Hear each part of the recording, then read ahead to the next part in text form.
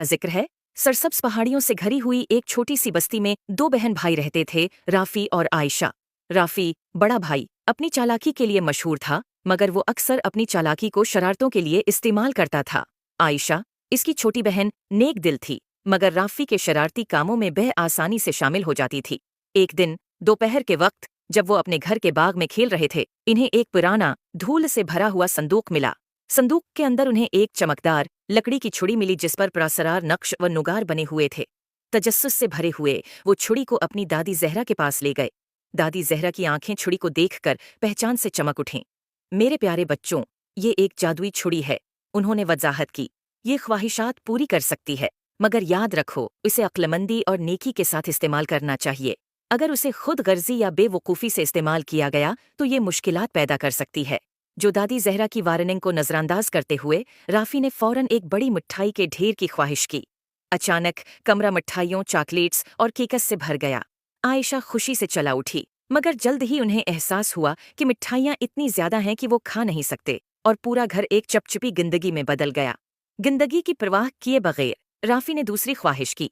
इस बार इसने एक सुनहरी साइकिल की ख्वाहिश की।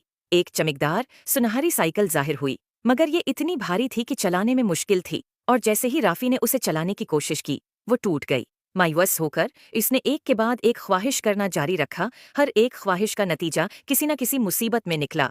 आयशा, जो ये सब देख रही थी, इसे दादी जहरा की बातें याद आईं। इसने नरमी से राफी से छुड़ी ले ली और कहा, चलो इसे अक्लमंदी से इस्तेमाल करने की कोशिश करें। राफी, शायद हमें ऐसी चीज की ख्वाहिश करनी चाहिए जो दूसरों की मदद करे। राफी ने हचकचाते हुए इत्तेफाक किया। आयशा ने अपनी आंखें बंद कीं और बस्ती के खशक कनवे को ताज़ा, साफ पानी से भरने की ख्वाहिश की। जादुई छुड़ी रोशन हो गई, और जब वो कनवे की तरफ दौड़े तो उन्हें कनवा चमकते हुए पानी से भरा हुआ मिला। देहाती खुशी से झूम उठे और राफी और आयशा का शुक्रिया अदा करने लगे।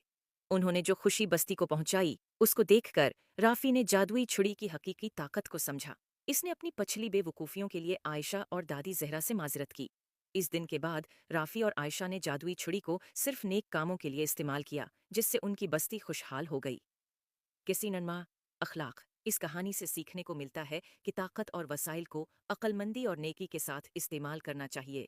खुद गर्जी या बेवकूफ़ाना अमल मुसीबत ला सकते हैं, मगर जब उन्हें दूसरों की मदद के लिए इस्तेमाल किया जाए तो वो खुशी और खुशहाली ला सकते हैं।